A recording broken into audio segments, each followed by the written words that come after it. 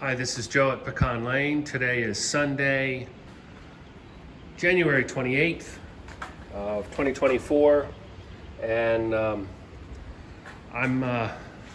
we're still open for business. Nuts are incredibly slowing down, and I've only got one more customer that I know about that still plans to bring nuts. So we're cleaning up. Today, it's a beautiful day and temperatures will get cool again. But so I wanted to kind of do a end of the year video, and this is more so what I'm thinking of. I'll talk a lot, but more so going to talk about equipment and observations with new equipment. So I've used these old crackers very, very little. I did have one batch of exceptionally large nuts that didn't want to sit down in the nut pocket here very well, and they were getting busted up, so I ran them over here in the 18. The 13 cracker, let's talk about sizing of nuts.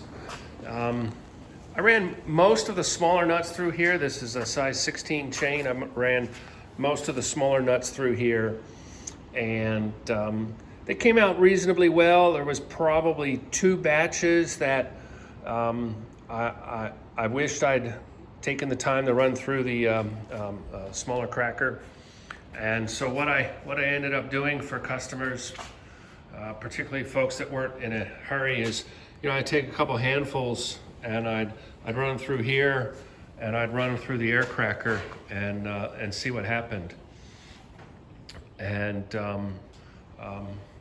it also helps to kind of take a look here as the nuts get picked up to see how they were being grabbed, if they were lined up properly or if they were askance. So. So that's just an observation. All right, let's see. I think there were three things I wanted to talk about with this cracker. Number one, I had some equipment come loose. I found a rubber flange and some screws, a screw and a nut in a customer's batch of nuts. And I came to find out that it was actually this rubber piece here. You see it's not lined up properly, and this screw and nut is actually reverse of what it had been. And I learned better about that. I don't know if it just came loose from Savage or what, but now I can see what's going on with that. The number two thing, well, actually, yeah, let me talk about this one because I might forget it again. I noticed some that these, at times, as down here, would kind of get stuck and get held up by the chain. And you can kind of see how this wood stick is a little bit chewed up on the one end. And that came from me in here taking a hammer and just kind of putting that piston back in its place. And so I didn't see anything in the owner's manual. Maybe I'm blind, but I think that these things here need a touch of a food grade grease just to keep them sliding in and out.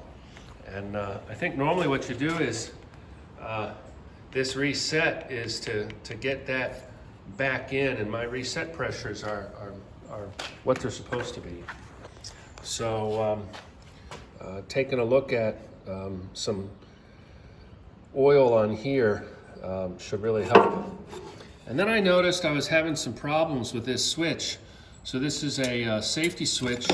When the cover is closed, that will allow the unit to run. You can hear it clicking.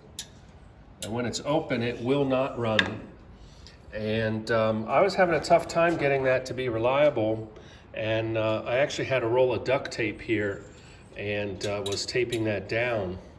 But what had happened was there was some small little pieces of shell right down in here. So if you're having problems, take a look at that contact. And once I got the shell out, everything worked well.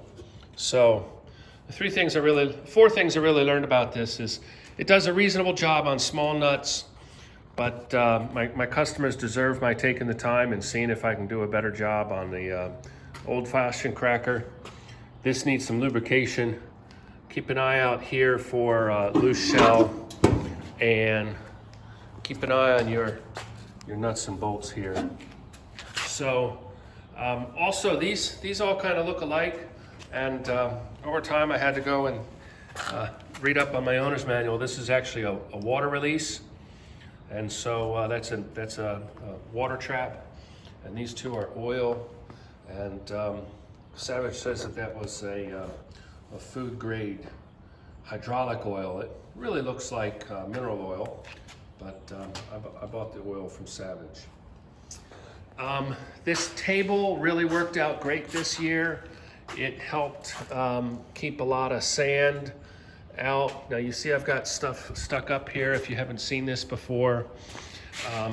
It's about 3 foot wide across, and I can dump customer nuts on this expanded steel. Debris falls through. I've got some sail tackle here. I can lift it up and lock it and then lay flat. And that system worked out fairly well. And it's nice that it's on wheels. So I'm happy we made that.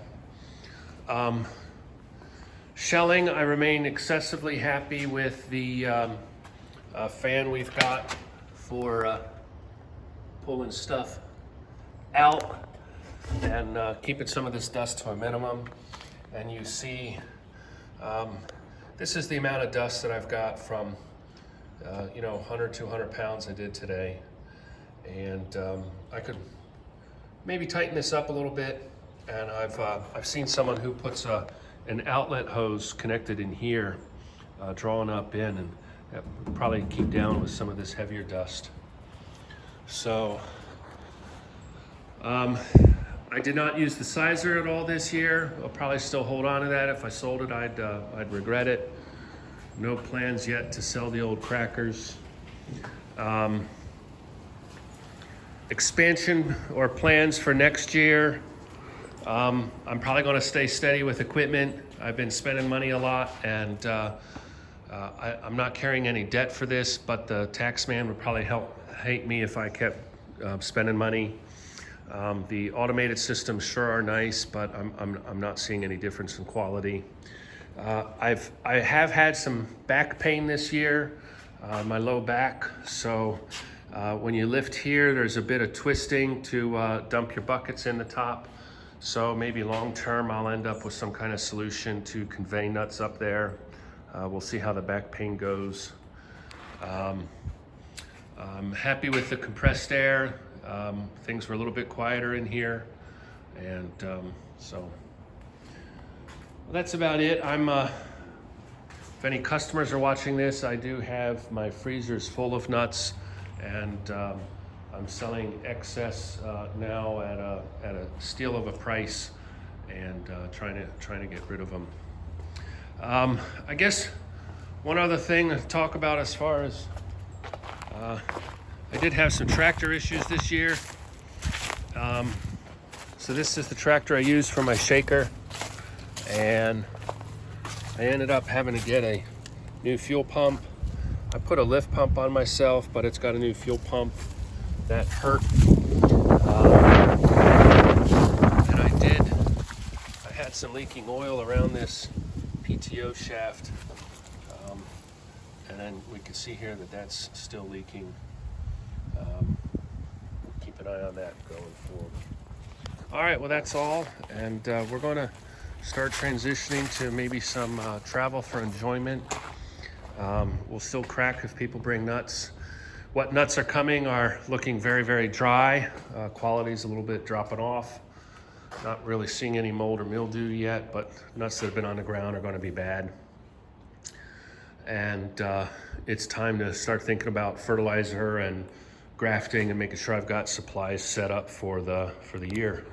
So that's all. I I don't know if I'll have anything interesting to put out as far as videos with regards to pecan cracking for a while, but for customers, thank you, and for viewers, I hope anything I've done has been of help for you in your pecan operation.